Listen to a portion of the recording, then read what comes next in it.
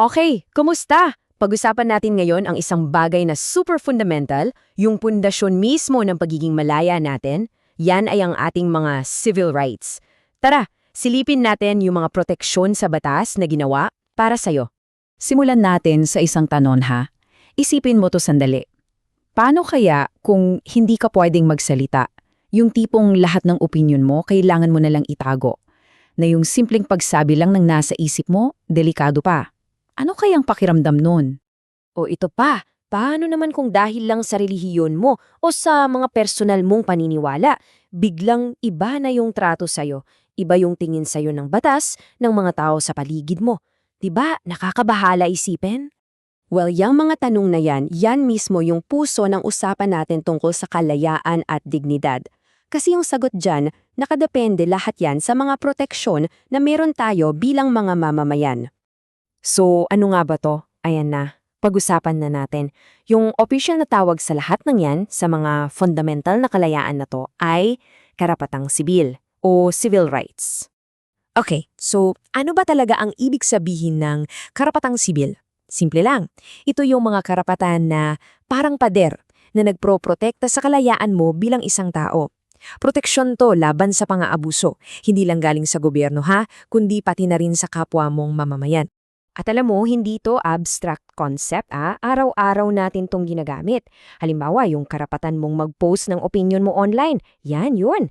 Yung kalayaan mong pumili ng relihiyon mo nang walang nanghuhusga, kasama rin yan. At syempre yung super importanteng karapatan sa isang fair trial. At take note, iilan pa lang yan sa napakarami.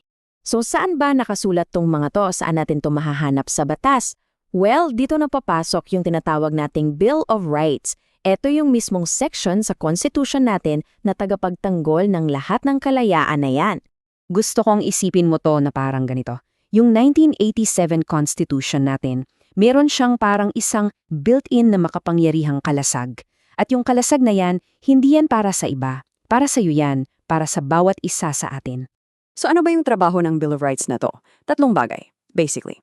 Una, core part to ng Constitution natin. Sobrang importante.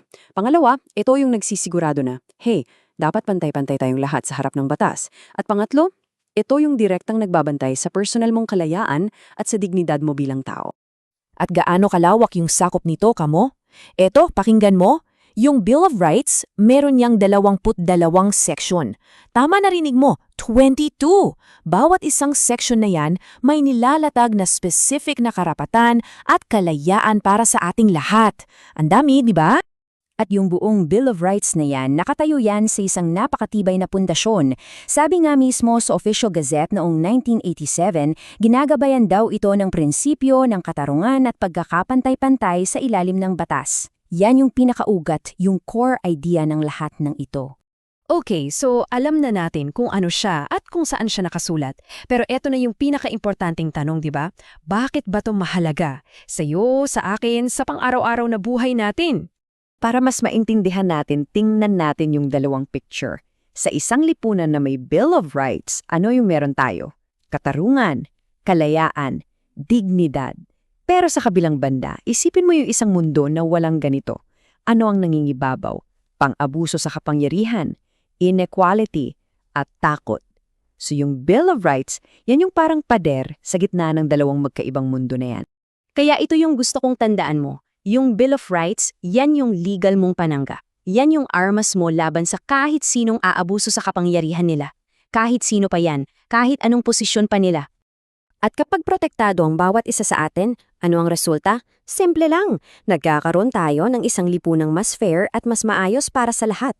Kasi pag alam ng lahat na may limitasyon ng kapangyarihan at may mga karapatang hindi pwedeng basta-bastahin, doon talaga nagkakaroon ng tunay na kaayusan at respeto. Kaya, mayong alam mo nang mayroon kang ganitong kalasag sa konstitusyon, ibabalik ko sa iyo yung tanong. Paano mo sisiguraduhin na yang kalasag na yan ay laging matibay? Na tunay ngang nagpoprotekta sa'yo at sa kapwa mong Pilipino? Yan ang tanong na mahalagang pag-isipan nating lahat.